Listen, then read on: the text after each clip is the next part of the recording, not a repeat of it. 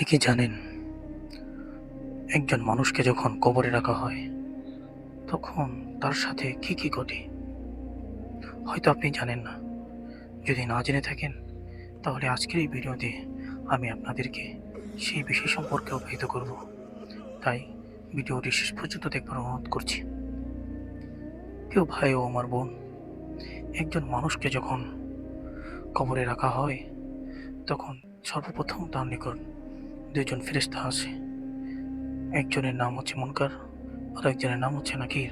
তারা ওই মৃত ব্যক্তিকে শোয়ানো অবস্থা থেকে বসায়।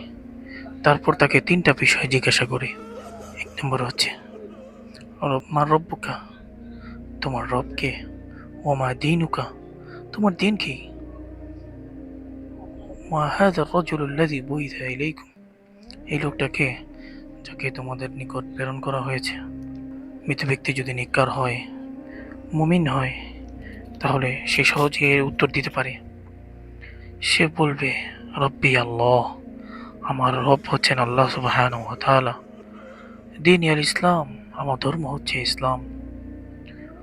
ওয়াহাদা রজুল্লাযী বুইসা ইলাইনা ওয়া নাবিয়ুনা মুহাম্মদ, এই লোক যাকে আমাদের নিকট প্রেরণ করা হয়েছে তিনি কেউ নন, তিনি আমাদের নবী হযরত মুহাম্মদ মুস্তাফা সাল্লাল্লাহু আলাইহি ওয়াসাল্লাম। অন্যদিকে মৃত ব্যক্তিটি যদি বৎকার হয়, কাফের হয়, সে উত্তর দিতে পারবে না। সে বলবে, হা হা লা আদরি, হায় আফসোস, আমি জানি না, আমি কিছুই জানি না, আমি এই লোকটিকে চিনি না। যে ব্যক্তি উত্তর দিতে পারবে, সাথে সাথে তার জন্য জান্নাতের বিছনা বিছিয়ে দেওয়া হবে কবরের ভিতরে, এবং তাকে জান্নাতের একটি পোশাক পরিয়ে দেওয়া হবে, এবং জান্নাতের একটি দরজা তার কবরের দিকে খুলে দেওয়া হবে। আর সেই জান্নাতের সেই তৃপ্তিদায়ক, নাতিশীতোষ্ণ, আরামদায়ক বাতাস তার কবরে পৌঁছবে। তার কবরটা জান্নাতের টুকরোয় পরিণত হবে, আরামদায়ক হয়ে উঠবে তার কবর। অন্যদিকে যে লোকটি উত্তর দিতে পারল না, তার জন্য জাহান্নামের বিছানা তার কবরে বিছিয়ে দেওয়া হবে, জাহান্নামের পোশাক তাকে পরিয়ে দেওয়া হবে, জাহান্নামের একটি দরজা তার কবরের দিকে খুলে দেওয়া হবে।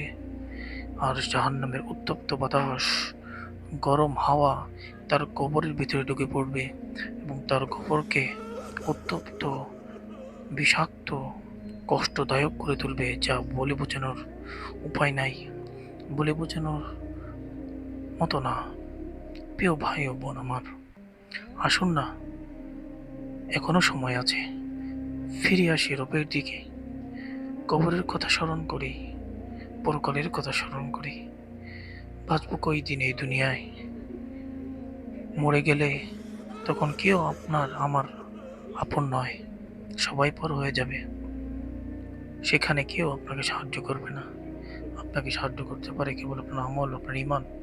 চলুন এখন থেকে নিজের আমল ইমানের পিছনে মেহনত করি, গুনাহ পরিত্যাগ করি, কবরের জগতের জন্য, পরকালের জন্য প্রস্তুতি নেই।